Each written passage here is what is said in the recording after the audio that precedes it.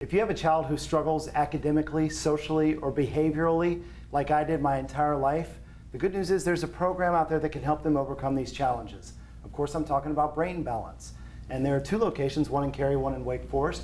And with me from the Cary location is Dr. Rebecca Jackson. How are you doing? Hi, great. Thanks, Mike. Great. So tell me all about the Brain Balance program. So Brain Balance is what we consider a brain-based approach rather than a symptom-based approach. So if a child's struggling in an area, we're looking to see if there's an area of the brain that isn't connecting appropriately that's going to complicate output. Since I've always done well on IQ tests, but struggled with my schoolwork and behavior in class, I decided to take some tests myself. So the first piece that we're going to look at is we're going to look to see if both of your eyes are engaged in communicating with the brain. After putting on some stylish glasses, we tested my vision, depth perception, and visual processing. There's a couple points that you're struggling with. So again, for you, it's going to take a little bit longer to shift those eyes from your paper to the blackboard. Then we tested my ability to comprehend two different sentences being spoken at the same time in different ears. Something about the summer. By the time I said what I heard in this ear, I'd forgotten what I'd heard in this ear.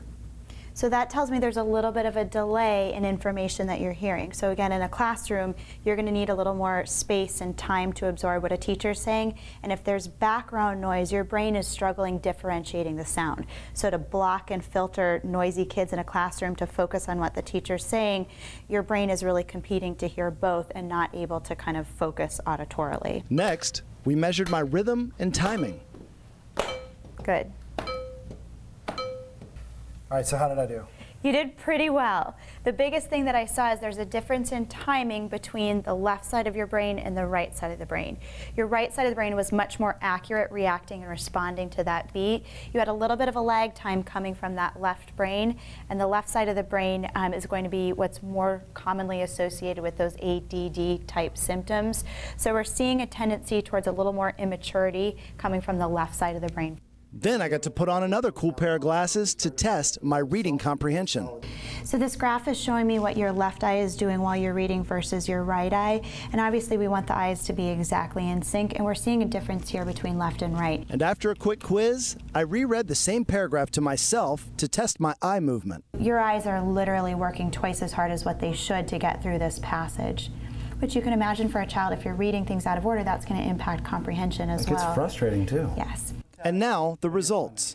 So what the test showed us is there's a difference between how your right brain is functioning versus left brain, and that's really important. In order to get the best brain results, we want both sides of the brain processing and reacting at the same speed. So I can still have a higher IQ, but just not be able to process. Absolutely, and that's so important to understand. You can be a very brilliant, intelligent person. Thank you. No, that's not me. But you have some areas of the brain that are complicating output.